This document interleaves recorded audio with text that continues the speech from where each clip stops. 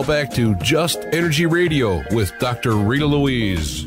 Hello and welcome back to Just Energy Radio. I'm your host, Dr. Rita Louise, and thank you all for staying tuned to the second hour of the show.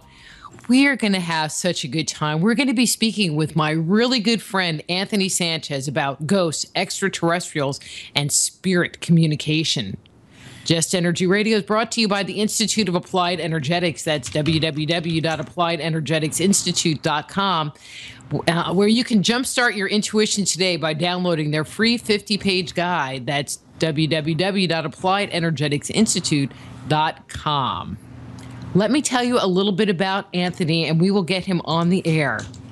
Software developer, UFO researcher, and media personality, Anthony Sanchez will delve into his own experiences with extraterrestrial UFOs and government cover-ups. He will also delve into his latest venture, the development of software to work in combination with hardware to do one thing: detect paranormal activity. Wow. And so please welcome Anthony Sanchez. Hey, Anthony, how's it going? Hi, Rita. Thank you for having me on the show. Well, you know that I love you, and, having you on is just an honor to me to get to hang out with you. Oh, well, it's a pleasure. It's always a pleasure to be on your show, and I'm looking forward to talking about all the new things that I'm involved with and how they affect everybody in the paranormal community. Well, and you have just been so busy, but before, we're going to totally talk about your new developments, your new software project. But I wanted to talk about and kind of connect where we had talked before and now, because it's kind of been a while since you've been on the show. Mm-hmm. And when you were on last, we had been talking about your book, UFO Highway. Right. And I know that there had been some developments, there was some controversy about it. But right. Then some developments happened that seemed to change the way people were thinking about your work. And I was wondering if you could just talk about what's happened in the last year or so that has, brought forward evidence to support your claims. How's that? Well, I can tell you that the biggest thing that happened was last summer. Linda Moulton Howe was contacted by someone who is one of the pillars of the UFO community. I cannot mention his name, but he is very highly regarded, as is his son. With regards to, I can't say it because then I'll out him, and I don't want to do that. But I will say that he worked at McDonnell Douglas for over 35 years, 40 years, and he has a PhD in, I believe, aeronautics and other fields. The guy's just a genius. He contacted Linda Moulton Howe and told her that if she had not read the book UFO Highway, that she needs to. And he apologized to her because the copy of the book that he had was very difficult to come by. And at the time, the book was being listed on Amazon for like $400 a copy, on eBay for like $200 a copy. It was ridiculous when people, could have just gone to my site and bought it for $20, right? And you could even find it for free online because it's been downloaded as a PDF so many times. But the funny thing is Linda told him, actually, I'm staring at a copy of it on my bookshelf right now. And what he didn't realize is that several years earlier, Norio Hayakawa had sent her a copy. Actually, no, I sent her a copy. Norio Hayakawa had spoken with her about the book because, remember, Norio wrote the foreword to the book. Right. Anyhow, she called me to apologize to me, telling me that this gentleman had told her the importance of the book and how dangerous the book is. So she went ahead and read the book over a 72-hour period, and we had a 4-hour-long discussion after that. And ever since then, Linda and I have been in contact, and we've done a little bit of work together. And there was a project related to the technology in the book that she has since done an expose on, which you could find on her website, earthfiles.net. And, she does the Earth Files segment on Coast to Coast every month. Mm-hmm. Well, in last August, they did segments on the book. and the information in the book, which correlated to the research that she has done over the past 5 years. So I was shocked with the level of information that she provided to me and how everything did indeed correlate. It was very scary. And again, that just lends further credence to the validity and the relevance of the book UFO Highway. There are a lot of people out there in the UFO circles who don't believe it. They don't buy it. They don't care about the book. But I'm, like I've stated all along, I interviewed this person. He told me his story, and I believe it wholeheartedly. I had him submit to a polygraph examination twice. He passed both times. There's no denying the truth in the book UFO Highway. So it's one of those books that's very difficult to get because, for one, I've already had $28,000 worth of inventory of the book stolen from 2 different distribution centers. And I finally had to bring it in-house, literally into my own home and try to keep up with the distribution, which is very difficult, by the way, because I run a software company and I do consulting for the state of California. So trying to be a book distributor on top of being a researcher, an author, a software developer, it's very trying. And a lot of the books, I'm not an expert in distribution, so a lot of the books get sent back to me. They go to the wrong place. And but I've had help from my son and one of my friends, and we managed to get hundreds of books out, and it's starting to work out better for me. But that's cool. Could you, just very briefly for people that are listening to the show today, just tell what the book is about, kind of in a nutshell? I mean, just real briefly. Right. I interviewed a gentleman way back in 2010 who claims to have worked at the Dulce facility, which is in northern New Mexico on the Jicarilla Apache reservation. That's sovereign Indian land. He says that he worked there as part of a classified medical detachment. Well, initially he worked as a part of a classified medical detachment out of McClellan Air Force Base. And one day out of the blue, he received orders to fly over to Edwards Air Force Base. And at Edwards Air Force Base, he met up with a small team that eventually ended up in Dulce. He had never heard of Dulce. He thought that the briefing documents were talking about Native Americans, when it turns out they were talking about aliens that lived there beneath Mount Archuleta and the Archuleta Mesa, both locations. When he got there, he was responding to an incident that had occurred. There was a firefight, a battle that had occurred between the alien inhabitants and the military establishment there at the base, at the underground base. And that's what the story is about. The story is about how he ended up working there after the fact and providing information on all the different facets of the underground military base. And it's just an amazing, amazing piece of information. And like I said, why would this person who is so highly regarded in the UFO community, who's worked for, close to 4 decades for McDonnell Douglas, who is now retired, obviously, who is a PhD from a major university, why would he contact Linda Moulton Howe and tell her that the book is dangerous and she needs to read it? And then she calls me, apologizes for not paying attention to the book when it was initially discussed with her through Norio.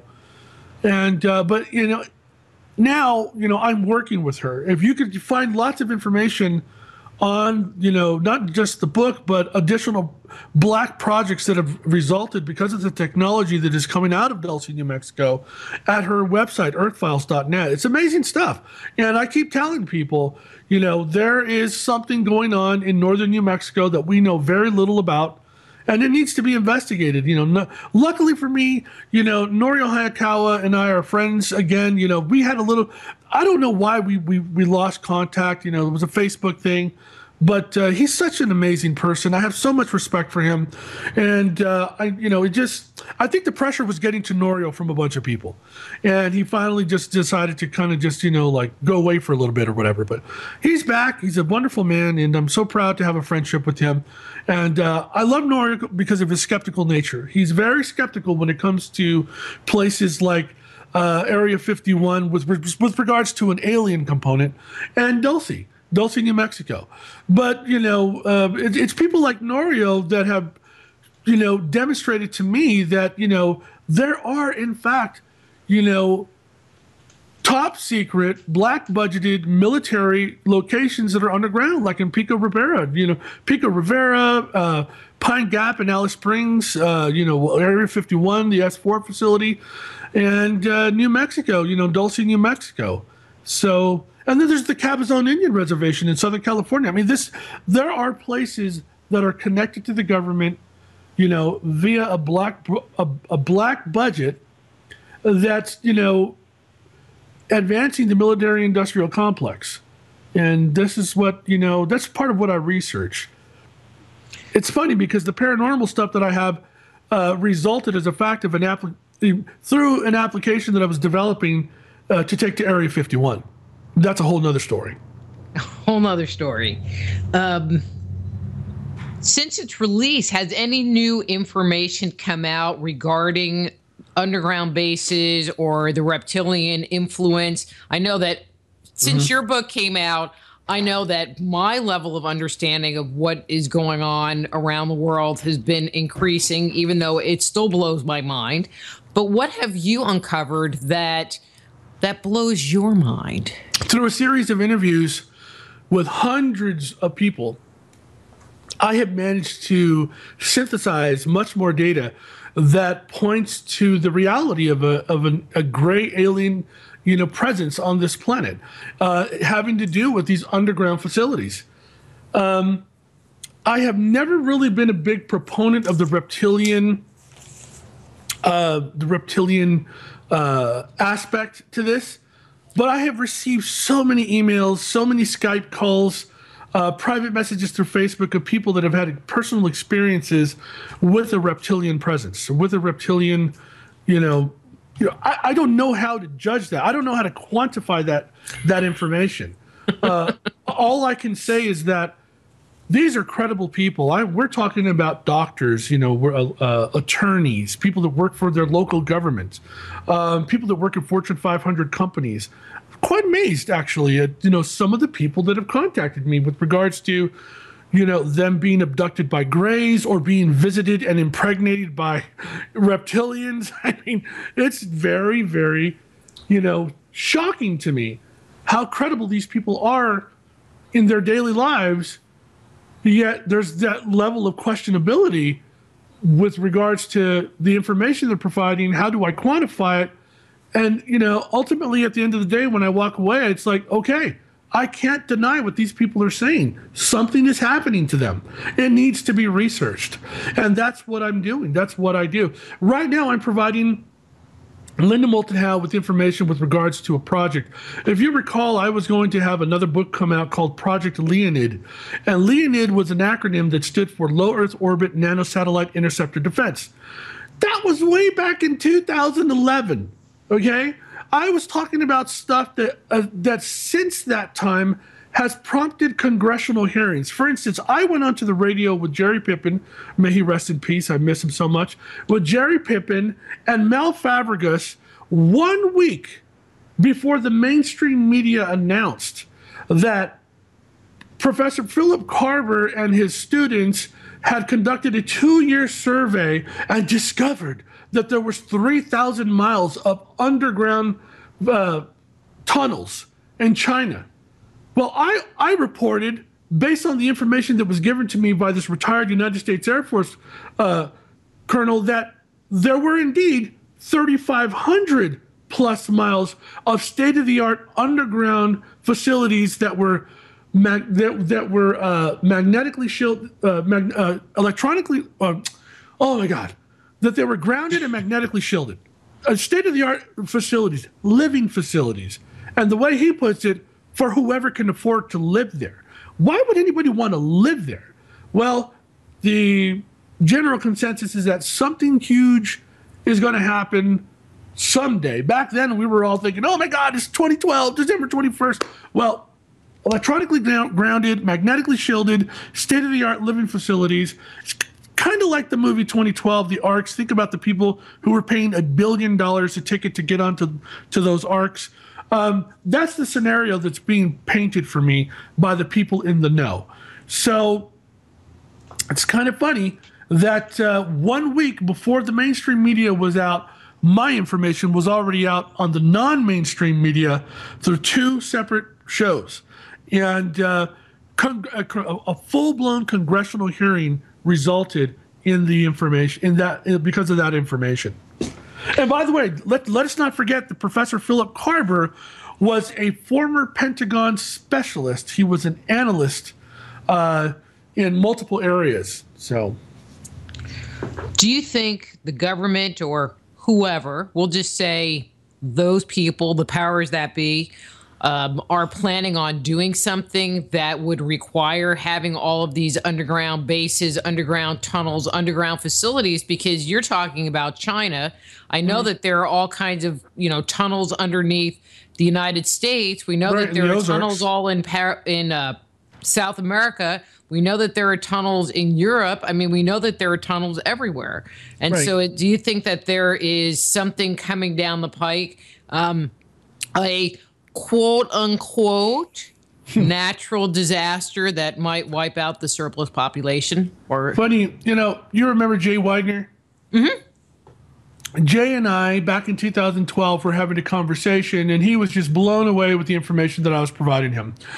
Because Jay is a genius. If for those who are listening, you look up Jay Weidner. He talks about the archons. He's been on the show several times. Mm-hmm. Right. He's an absolute genius. And he and I were having a discussion, and we were talking about some of the shows that were on the air at that time. I think it was Ancient Aliens or UFO 100. No, Ancient Aliens. And they were talking about the Central Basin of Mexico, Teotihuacan, and how that entire area was covered in mica, which is a mineral. And in the show, they were saying how, the spaceships were coming and going, and the aliens were living with them there in Mexico, and that's why everything was covered in mica. And I told him that I absolutely did not buy that theory at all. My belief, first of all, the mica, the closest source of mica to the Central Basin of Mexico was 3,200 miles away in Brazil. How did they get the mica? We're talking hundreds of thousands of tons of mica that was used to cover the streets, the outer, areas of all the various edifices, not to mention the underground of Teotihuacan, all the passageways, the storage facilities. What most people don't know is that beneath Teotihuacan are some of the largest natural caverns underground in all of North America. And so all of that was lined. My thinking was based on the information of the history that is known about the warring city-states throughout Mexico at that time. In the 1st century AD, something unprecedented happened. All of these warring city-states came together, worked in harmony for the next 800 years. It was something that didn't happen throughout the known history of Mexico at the time. It wasn't Mexico at the time, it was just pre-Columbian. But what I believe that happened was, Rita, is that these people were mathematical geniuses. They were astronomical geniuses, and they knew that something was going to happen 8 centuries later. And so they started to work to build up Teotihuacan into this massive, massive city where all these people came together. I think that the mica was meant to protect them from some solar catastrophe or some type of, remember that they revered the sun. Let's not lose sight of that as well. So I think that they knew something was going to happen. And isn't it funny that the entire population, after whatever occurred in the 8th century AD, disappeared? They all just magically disappeared. Why would they abandon that facility, that place? Okay, well, I'm like, okay, they're magically delicious. Well, I mean, when I think of mica, I think of its insulating capabilities. Right. It's still used in the semiconductor industry and the electrical sector. It's very, very much used as part of the space shuttle program. We're talking about something that is highly heat resistant. Something that has, even in the transparent, state, it's still highly heat resistant. Well, I mean, one of the things that I believe is that the extraterrestrials that were here, a certain percentage of them had issues with solar radiation. And so they had to do things to insulate themselves, from the surface radiation. Right. And I believe that they coated their skin with either gold or red ochre to prevent, their skin being exposed, which is why they were the shining ones, because they were sparkly. Anthony, I read your book, Rita. Well, I'm just sharing. That's right, I forgot. But no, I'm in total agreement with you. There's so many possibilities. But anyway, Jay was tripping out on that whole explanation of mine, and he's the one that pointed out to me. He says, "Oh my God!" He goes, "You realize, the reverence for the sun?" I said, "Yes. What a major correlating component to all of this." So, and they all disappeared. They all disappeared. I mean, the theory is that many of them just abandoned the area. But why would they abandon the area?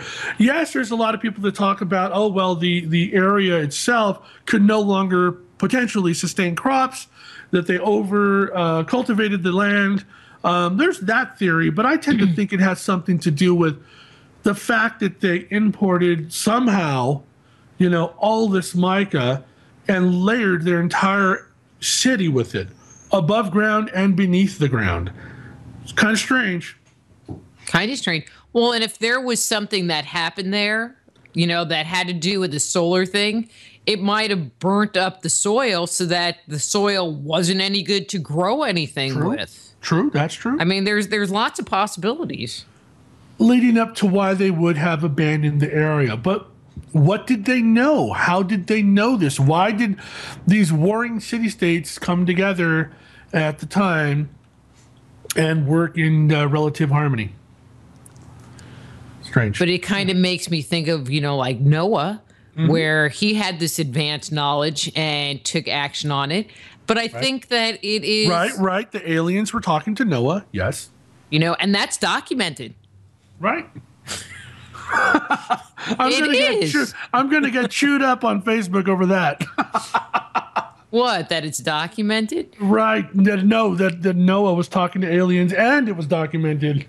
But it's in the Enulu Elish, where Enlil or Enki is talking to Arpushnurpal.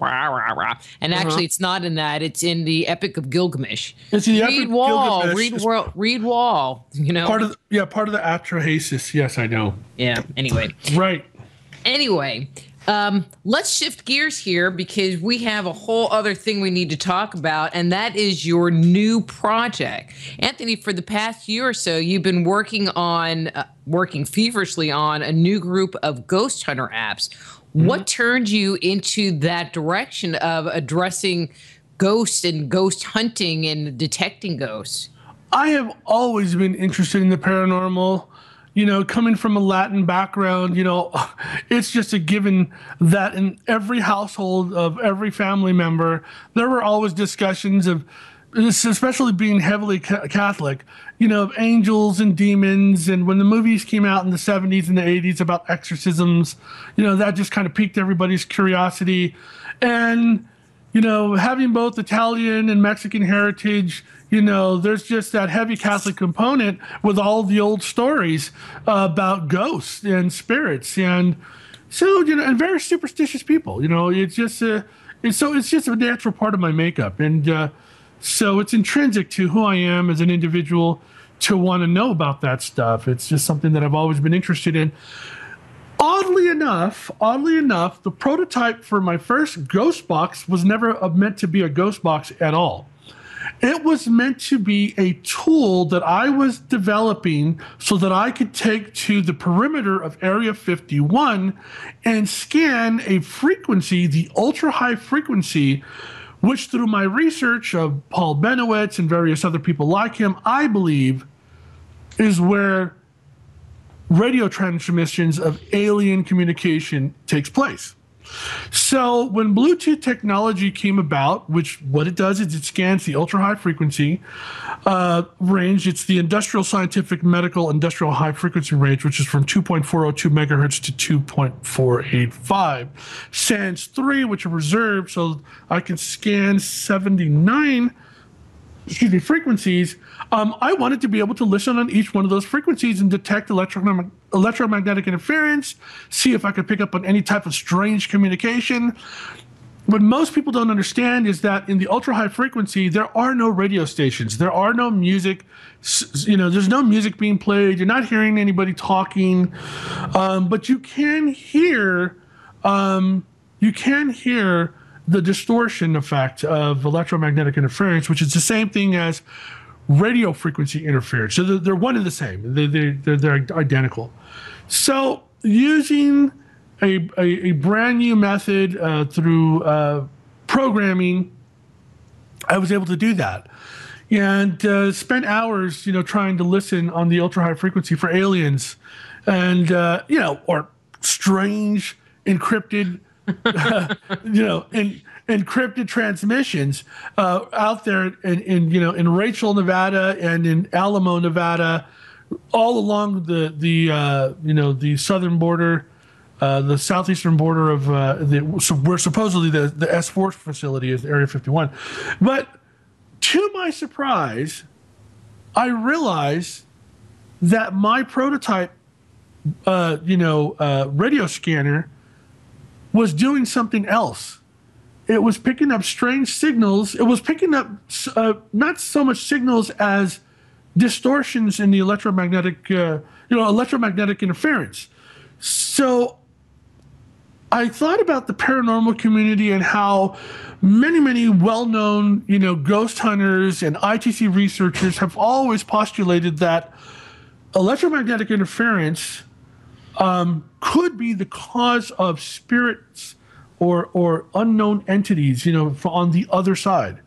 So I put that to the test, and I devised a way of pre-recording the raw material, which is the basis for EVPs, like phenomes and carrier signals that I could record, and then split into thousands of little micro audio files, MP3 files, that I could then assign to an intelligent a matrix or setup, like in a database, for each frequency, where it's the frequency plus the signal strength, from like 0 to whatever the divisible amount is, based on the number of audio files that I have against the number of known frequencies.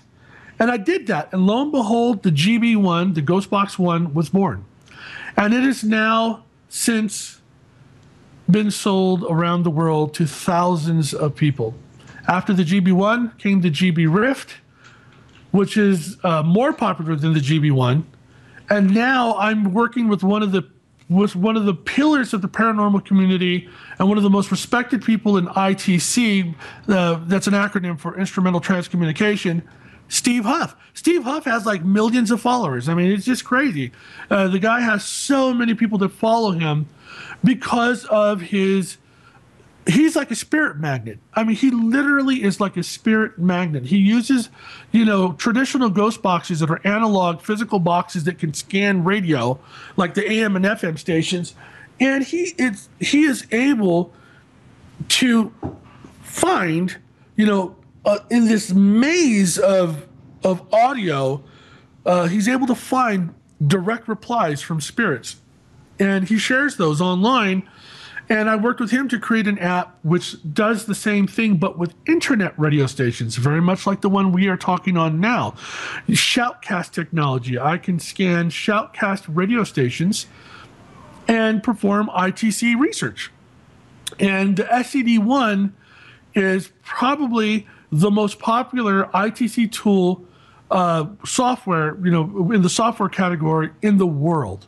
We have sold a lot of them, and there's so many people who are fast becoming popular in the paranormal field. Various teams like Chill Seekers, Spurrier Paranormal. Just all these big teams that are adopting the SCD-1, using it as part of their ghost hunting repertoire, and coming back with amazing information. There's just so many people. It's just amazing. Dave Spinks of who I work closely with and who I met through Ghost Hunter apps. He is, in fact, probably one of the best ghost hunters in the country. Out of West Virginia, he travels the whole country. He uses the apps extensively, along with all his traditional ghost hunting apps. Tools that are not apps. And he makes videos of the stuff, and the stuff that he captures is just amazing. So there's a good friend of mine. Her name is Noreen Balovich, and she does live ITC sessions on YouTube. And we take the apps, and we'll put a Skype session together where they can see me, they can see like Dave or whoever we have at the time. It's typically me, Dave, and Noreen whenever this happens. And we'll have hundreds of people watching live, and then over the course of the week, thousands of people will eventually see the ITC session, go back, play it on their own, and come back with evidence that we missed during the live show. And this is the power of ITC, the direct replies coming through these electronic transmissions. It's in these radio waves. It's just amazing. I mean, it sounds fascinating. I've never really had experiences working with the spirit box, and all right, I have to tell you, it's like you sent your software. So one of my good friends who's also a ghost hunter came over and we set it up. And I think I'm like the antithesis of a ghost magnet. Because we were going all around the house and asking questions and doing all this stuff, and it was like we weren't getting anything. And I know there were spirits in this house, right? Well, it's like I tell people, I'm horrible at ITC. I'm good at developing the apps, but me personally, I don't have the same level of success that many of these seasoned veteran paranormal investigators and ITC researchers do. It takes a lot of practice. I get very impatient with my own software, and I'm like, damn it, why is no one talking to me? It's because I'm impatient, and I know better. I need to be calm, go back, review my recorded session, pay attention. I slow down the audio, actually. Sometimes I speed it up. Or sometimes I'll put it in reverse. Sometimes I'll slow it down and put it in reverse. And then lo and behold, like magic, I get a direct response to my exact question. And it's there, you just have to find it. And like I said, there are people who are so good at that. And me, I'm kind of like I'm very good at developing the software, the technology, but I'm still learning myself. Tim Woolworth of itcvoices.org is amazing. I think he's just like Steve Huff. He is a spirit magnet. He's so good at what he does. I watch his videos. I read his blog. Again, it's itcvoices.org, and his name is Tim Woolworth, and he is an amazing historian, researcher. This is the type of person I want to emulate when it comes to ITC. Same goes for Bill Murphy, who's a scientist and a researcher of the paranormal. He was on Fact or Fake Paranormal Files, which was on the Sci-Fi Network. Well, Bill uses my apps, and he endorses my apps, and that's an endorsement that I'm dumbfounded over. I never in my wildest dreams thought I would get people like Tim Woolworth, Bill Murphy, Steve Huff. These are like major names in the paranormal field. They're all endorsing my apps. So that alone speaks for itself. Well, and I agree with you that there are certain people that, that's their tool. Where some people, right, they're good with dowsing rods, and some people are good with pendulums, or some people are good with different tools. I've seen people that use I think that's spirit boards. Right, I've seen people use spirit boards, like a Ouija board, And where it moves on its own, Rita. I literally have seen with my own eyes where the planchette will move on its own without them even touching it. Their fingers are like 2 or 3 inches away. How they do that, I don't know. But it's something that these people say they don't even know how it's just something that's intrinsic to their nature and ability to communicate with the other side.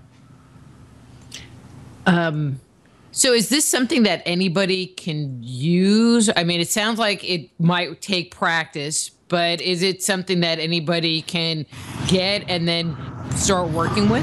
Oh, any of the apps anybody can use immediately. One of my most popular applications is the Spirit Radar. I have it's a Flux Spirit Radar and Vox. Vox is a Latin word for voice, and what it does is it literally pings the scannable circumference of the area of the of the Bluetooth transmissions.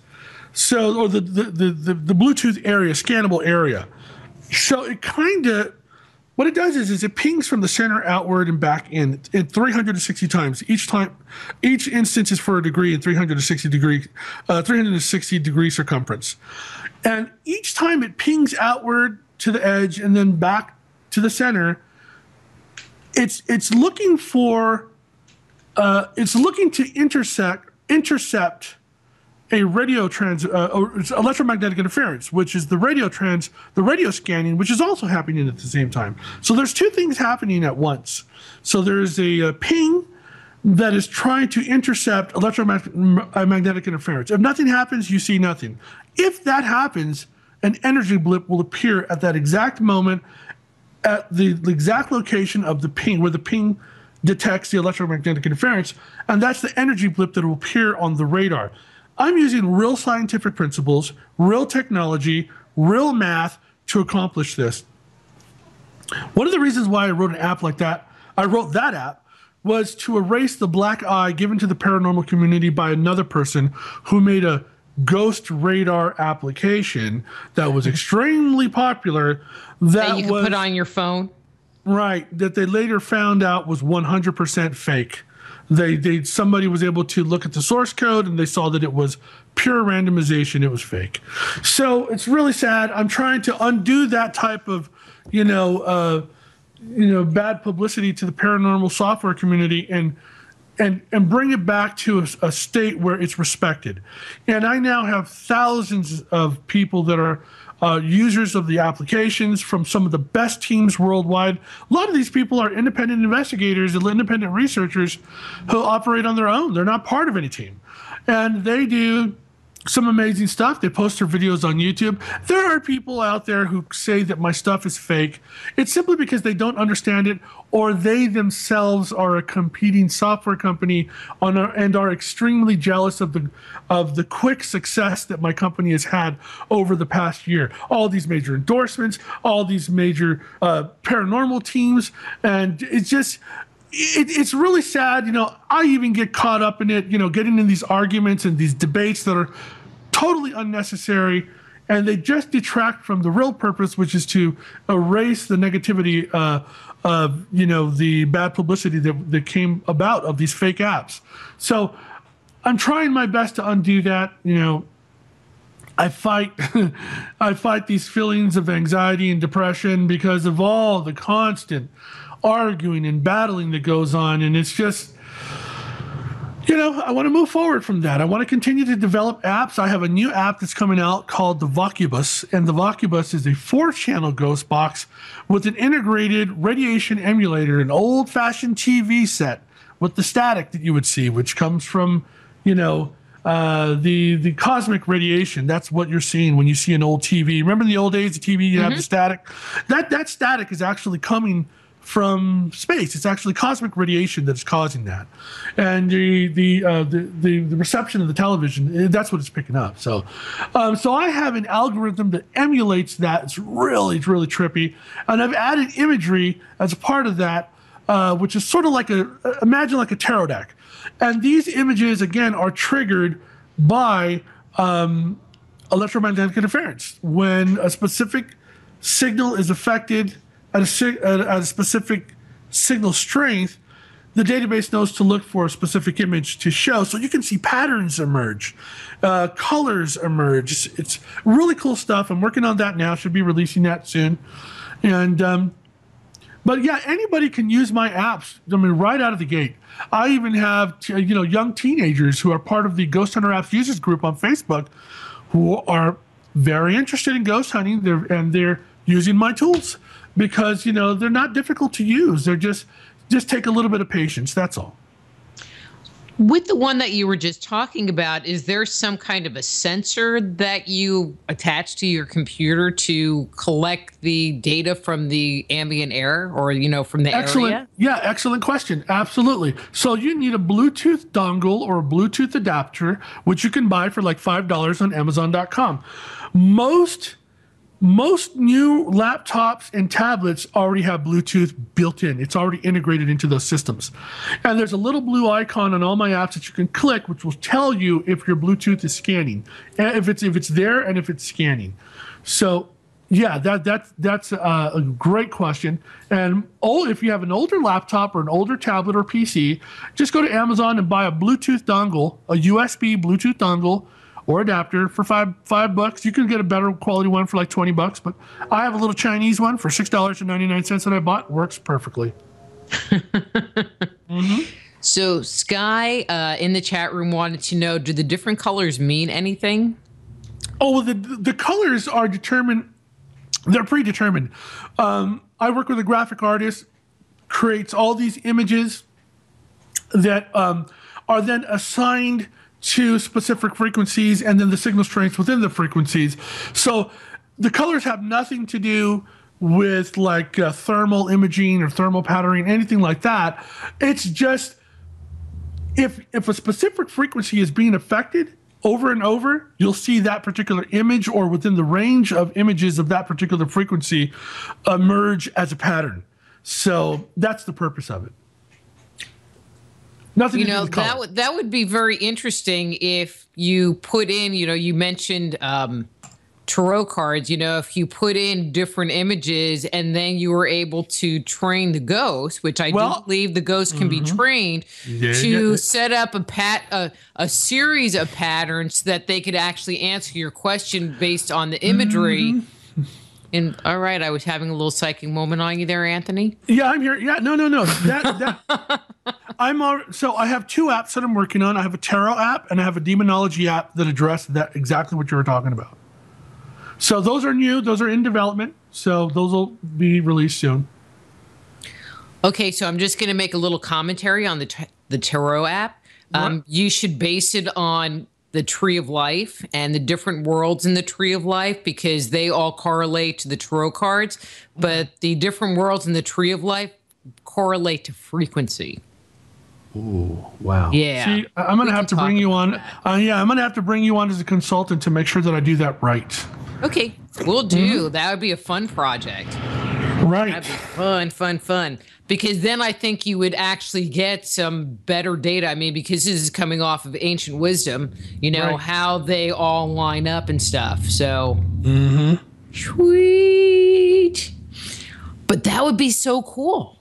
I mean, because I think being able to give the ghost, there's giving us tools, but giving the ghost tools that they can use in order to communicate more effectively with us is awesome. Oh, it is. And I agree.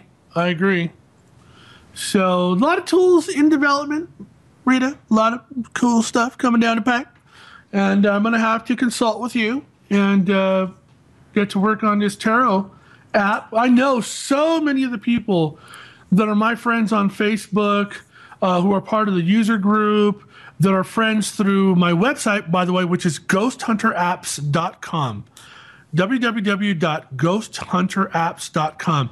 There's a lot of people that participate in the forum out there who they want me to put together two apps in particular. Now, I started one of them being the tarot app, and the other one being the spirit board, the Ouija board app.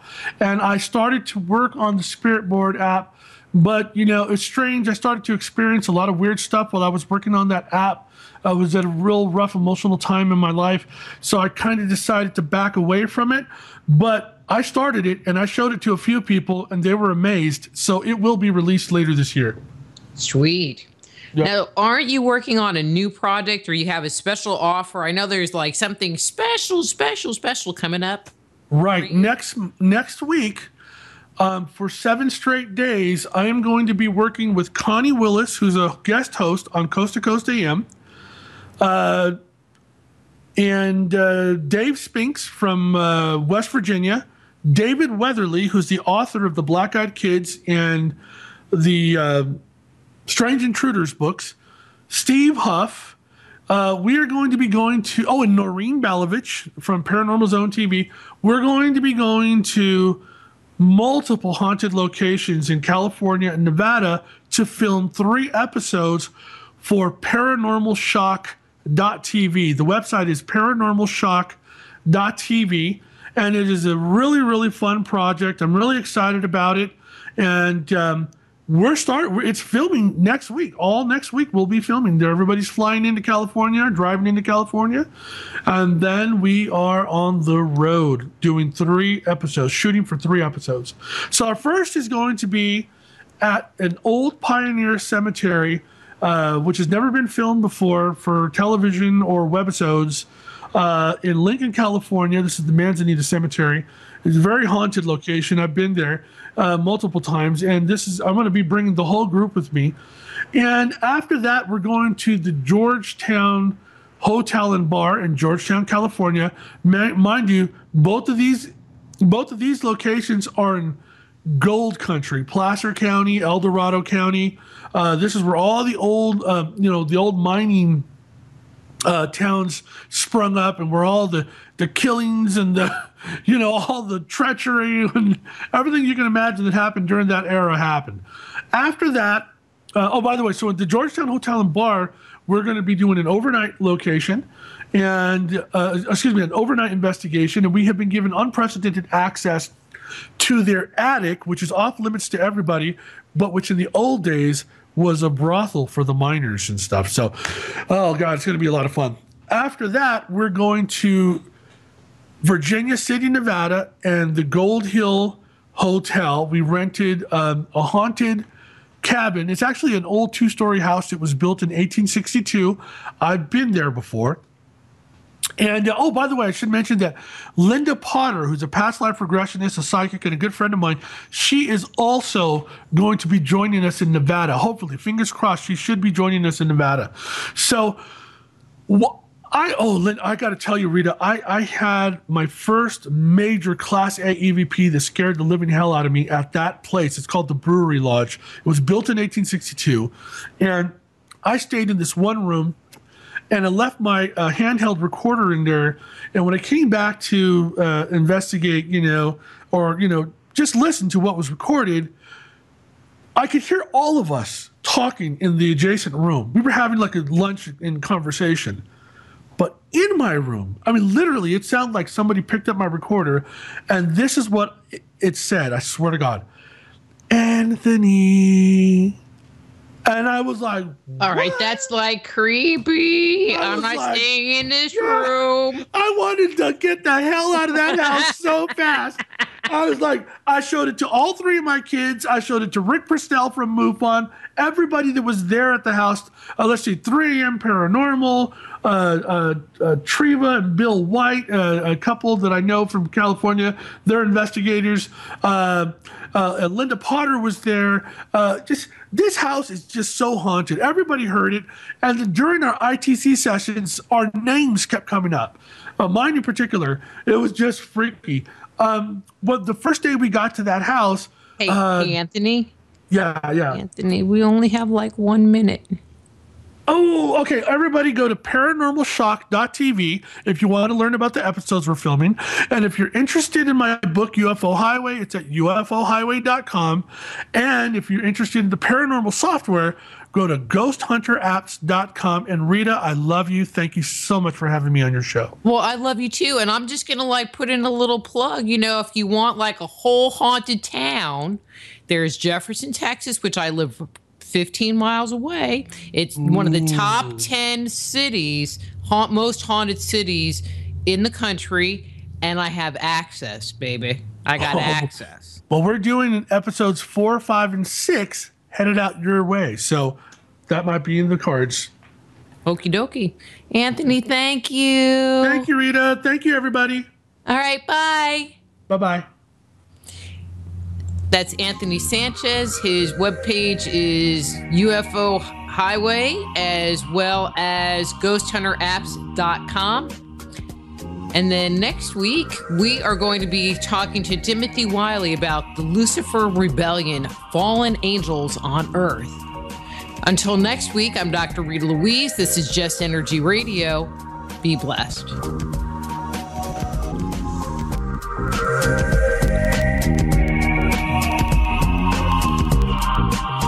Join host Dr. Rita Louise each week at this time for Just Energy Radio.